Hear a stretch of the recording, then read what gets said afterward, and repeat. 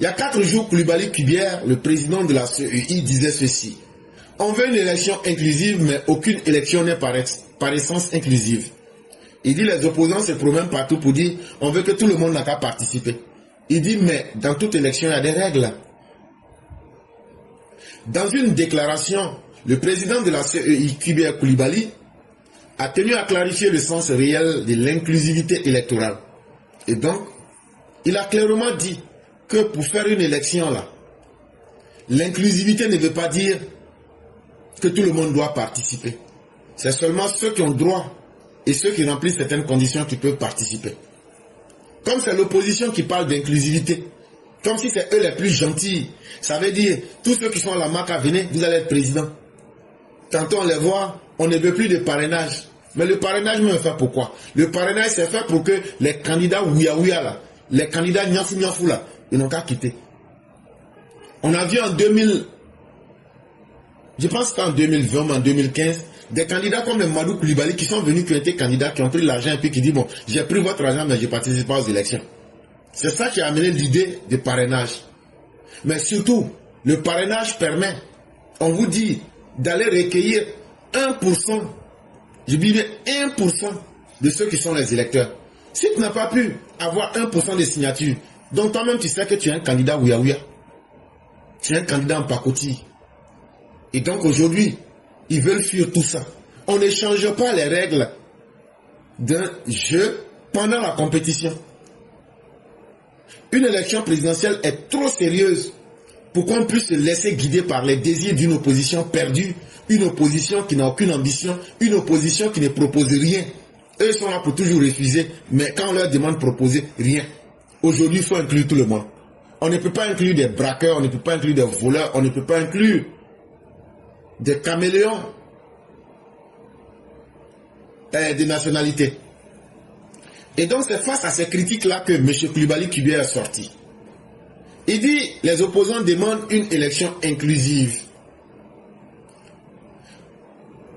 Il dit qu'aucun scrutin ne peut par essence l'être totalement. Il dit, il va dire la vérité que les opposants n'aiment pas. Aucune élection n'est inclusive totalement et à 100% parce qu'il y a des règles. Pour lui, l'inclusion électorale ne doit pas être confondue avec une participation sans condition. L'inclusion, là, ça ne veut pas dire que tout le monde peut participer sans condition. Sinon, le code électoral qui est écrit là n'aura pas son sens. La constitution elle-même n'aura pas son sens. Le code des nationalités n'aura pas son sens. Donc c'est pour les opposants. Parce qu'aujourd'hui en difficulté. Sinon vous, on a vu en Côte d'Ivoire, Alassane Ouattara remplissait toutes les conditions. Mais vous avez dit que vous n'allez jamais lui permettre d'être candidat et que vous avez voté l'article 35 pour l'empêcher. On a vu ça ici. Mais pour vous là, il n'y a rien qui a été fait. On dit allez déposer les papiers. On dit assumez votre propre vie, mais vous en êtes incapable. Et vous voulez que les autres essaient de prendre les conséquences de vos actes à vos places, à votre place. Jésus allait mourir à Golgotha, mais ça a changé quoi? On a toujours conservé nos mauvais comportements. Est-ce que cette opposition n'est pas à l'image que je viens de dire? Elle commet des impairs, des iniquités, des mauvaises actions, et elle veut que ce soit les personnes qu'elle accuse, cette opposition, qui assument les conséquences de ces méfaits. Cela ne peut pas se faire. La compétition électorale est encadrée par des règles précises. Il rappelle également l'origine du concept d'inclusivité qui concerne initialement les personnes en situation de handicap, appelant à ne pas dénaturer cette exigence légitime. Koulibaly Kubière est sorti, il dit que quand on parle d'inclusivité là, qu'il faut d'abord aussi rappeler qu'il y a le code électoral qui est là, il y a des règles qui sont très précises pour encadrer les élections. On ne se lève pas comme l'élection, une élection villageoise, pour dire c'est celui-là qui est là, voilà comment on va peut-être changer les règles à n'importe quel moment. Les règles ont été émises, les règles sont là, ces règles-là seront respectées. Il dit l'origine du concept d'inclusivité là. L'inclusivité, le mot qu'ils utilisent là. Il dit le mot là est quitté où? Il dit le mot là. Il dit on a constaté qu'il y a des gens qui ont des handicaps. Quand on parle d'handicap, ça peut être physique, on peut voir comme on peut ne pas voir. Il dit, à l'origine, pour ne pas exclure les gens qui ont des handicaps, c'est ce qui a fait qu'ils ont introduit le mot inclusivité pour dire que le concept d'inclusivité initialement concernait les personnes en situation de handicap. Mais aujourd'hui, l'opposition veut dénaturer ce concept-là sans regarder le concept réel et sans regarder la réalité du terrain. Parce qu'ils pensent qu'on va accepter leurs caprices et on va se plier à eux. J'entends dire ici et là que cette élection se doit être inclusive. Mais sachez qu'aucune élection par excellence ne peut jamais être totalement inclusive. Une élection est une compétition. Et une compétition est nécessairement exclusive. Elle vous élimine si vous ne remplissez pas les conditions requises. Et donc, M. Coulibaly dit qu'une élection, là, c'est comme un concours. Si tu ne remplis pas les conditions, là, tu ne pourras même pas déposer tes dossiers pour être sélectionné. À plus forte raison, aller dire que tu vas aller passer concours, là. Donc, là, il dit de dire ça aux opposants, là. Quand on dit un concours, là, on donne les conditions. Si tu ne remplis pas les conditions, là, tu ne pourras même pas déposer tes dossiers. À plus forte raison, dire que tu vas faire la compétition, là. Donc, si vous ne remplissez pas les conditions, là, vous n'allez pas pouvoir participer. Et il donne un exemple. Par exemple, lorsque le législateur stipule qu'il faut avoir 18 ans pour figurer sur la liste électorale, une personne de 17 ans en est exclue. Il va donner un exemple. Il dit, nos textes de loi disent que pour être sur la liste électorale, là, il faut avoir 18 ans. Maintenant, si tu n'as pas 18 ans, que tu as 17 ans, est-ce que la loi ne t'exclut pas? Eh oui, la loi t'exclut parce que tu n'as pas 18 ans. Ça aussi, c'est de l'exclusion. Tous ceux qui ont 17 ans pouvaient se lever pour demander inclusivité. C'est comme ça que la loi dit, ceux qui ne sont pas des nationalités ivoiriennes, là, et puis ceux qui ont été des voleurs, des braqueurs du BCAO, là, que quand tu es un bandit, là, que la justice dit que tu as perdu tes droits civils et politiques, là, tu ne peux pas être candidat. Donc c'est comme ça aussi. De la même manière que les jeunes qui ont 17 ans ne se sont pas plaints pour dire qu'eux, ils ont été exclus, là, parce qu'ils n'ont pas 18 ans, là. Et ils n'ont pas demandé à changer les règles. C'est comme ça aussi que les voleurs et les caméléons de passeport, vous allez subir la rigueur de la loi. Lorsqu'il est exigé d'être ivoirien pour s'inscrire, celui qui ne l'est pas ne peut pas y figurer. Quand la loi impose de jouir de ses droits civils et politiques, ceux qui sont déchus sont automatiquement exclus. Il prend les cas. Il dit, quand on dit seuls les Ivoiriens peuvent s'inscrire sur la liste électorale et que toi tu étais franco-sénégalais, suisse, je ne sais quoi, la loi ivoirienne dit puisque tu n'es pas exclusivement ivoirien, tu ne peux pas t'inscrire. Ça c'est des Tidjane Thiam, il parle. Et de Babo, il dit, quand tu as été un braqueur de banque et puis tu es content partout là, et que la justice t'a frappé en pleine journée, et puis tu n'as plus de droits civils et politiques, tu seras déchu automatiquement. Si tu veux mordre quelqu'un, il faut aller mordre la justice. Il n'y a donc aucune élection dans le monde qui soit véritablement inclusive. Cette notion d'inclusivité électorale est apparue il y a une vingtaine d'années sous l'impulsion d'organisations internationales. Elle visait alors à garantir la participation des personnes handicapées, les malvoyants, les malentendants, les personnes en mobilité réduite qui, bien que remplissant des conditions légales, ne parvenaient pas à exercer leurs droits électoraux en pratique. Il dit, quand vous voyez nos opposants là, ils pensent qu'ils veulent tromper les gens.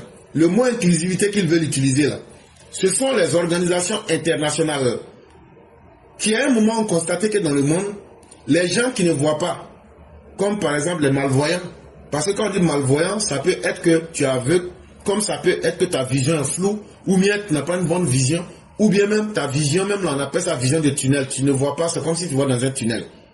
Ce sont les personnes qui n'entendent pas bien. Ce sont les personnes qui ont un handicap physique ou interne. Malgré que ces personnes remplissaient toutes les conditions, beaucoup de fois, on n'acceptait pas, à cause de leur handicap, qu'elles puissent compétir aux élections.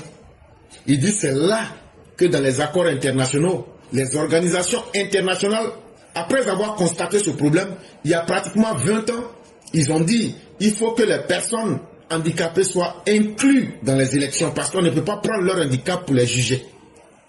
Est-ce que parmi les opposants, là, il y a un malvoyant? Est-ce que parmi nos opposants, il y a un qui a un handicap? Est-ce que parmi nos opposants, là, il y a quelqu'un qui a la mobilité réduite? Maintenant, si vous voulez vraiment utiliser le concept, le mot inclusivité, là, Simone Gbagbo, il faut aller casser tes deux yeux. Là, quand tu vas devenir malvoyante, là, on va te prendre. Gbagbo, il faut aller là, tu casses tes deux tympans. On va dire que tu es malentendant. Et donc, on va dire donc que comme maintenant tu es devenu quelqu'un qui est un handicapé, là, on va maintenant prendre pour dire l'inclusivité, on va te mettre dedans. Toi, Chakadjan, là, il faut aller, tu casses tes deux pieds. Tu vas devenir personne en mobilité réduite. Là, comme ça, on pourra dire que non, on va vous inclure là-dedans. Vous avez compris? On ne demande rien sans rien. Vous ne serez pas inclus sur la base du faux. Maintenant, si vous utilisez le concept d'inclusivité, c'est un concept qui est né il y a 20 ans. Ce sont les organisations internationales qui ont constaté, comme je venais de le dire, que les personnes qui avaient des handicaps, on les empêchait d'être candidats. Et donc, est-ce que vous avez des handicaps? Donc là, je vous ai donné à chacun d'entre vous une solution. Simone, tu casses tes deux yeux, ou bien tu viens, moi-même je vais mettre l'acide dans tes yeux. Gbagbo, toi là, tu peux mettre couteau dans le feu, tu casses tes deux tympans, tu deviens malentendant. Chacun comme lui, il est long, on dirait un serpent sans colonne vertébrale là. Lui, on va lui casser les deux pieds. Et puis maintenant, ils auront tous des handicaps. On va dire maintenant, comme l'inclusivité, comme le demandent les organisations internationales là, voici les trois, mais voici les opposants, ils sont tous handicapés. Prenez-les maintenant et puis incluez-les là-dedans. Là, comme ça, là, vous allez voir qu'on ne va pas refuser. On va aller avec des candidats ton. Et là, ça sera encore la totale, ça sera intéressant. Et même aussi, moi-même là, je vais chercher aussi les paraplégiques pour les mettre dedans. Et quand c'est comme ça, l'élection sera très intéressante. Le code électoral ne dit nulle part que l'on ne peut être électeur parce qu'on est aveugle, sourd ou en situation de handicap physique. Pourtant, ces personnes étaient souvent exclues de fait. C'est pourquoi la communauté internationale a plaidé pour leur intégration effective dans le système électoral. Donc, voilà toute la vérité qui est là. Coulibaly qui vient là, il fatigue les opposants. Hein. Il dit, quand les opposants sortent là, ils sortent, et puis ils mettent tout dehors. Moi-même là, tu vois pas là, je ne savais même pas que inclusivité, il y avait histoire derrière. Il est venu la Jensen histoire là. Et c'est ça qui est là aujourd'hui. Donc on attend que nos opposants se transforment en des handicapés afin qu'on puisse les inclure. Cela signifie par exemple que les bureaux de vote doivent être aménagés pour tenir compte de leurs besoins spécifiques. C'est cela l'inclusion électorale, garantir à des citoyens les conditions d'une participation effective. Mais mieux, non seulement les handicapés, on doit leur permettre de jouir de leurs droits civiques et politiques, mais même dans les bureaux de vote, l'inclusivité là, il faut préparer tout ce qu'il faut pour que ceux qui ont des handicaps, pour aller voter là, on doit tout mettre. C'est ça l'inclusivité. Et c'est ça des conditions d'une participation effective. Ça ne veut pas dire des opposants au naufrage, des naufragés politiques. On va les prendre pour les mettre dans des élections. Ils ne vont rien apporter que de la bêtise pour perdre le temps aux Ivoiriens. On va vous prendre pour salir l'environnement alors que vous-même vous êtes déjà sali par vos propres comportements. On va vous prendre pour perdre le temps aux Ivoiriens. Vous vous trompez très mal. De là à entendre cette notion à des personnes, à étendre cette notion à des personnes qui sont simplement exclues parce qu'elles ne remplissent pas les critères légaux, il y a un pas que l'on ne saurait franchir.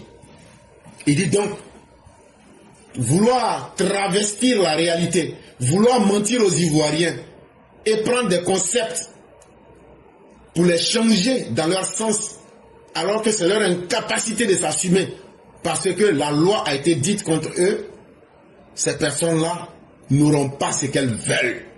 Et quand tu n'as pas ce que tu veux, si tu es courageux, tu fais ce que tu peux. Et sur ce terrain-là, nous verrons très bien de quoi ces personnes sont capables de faire.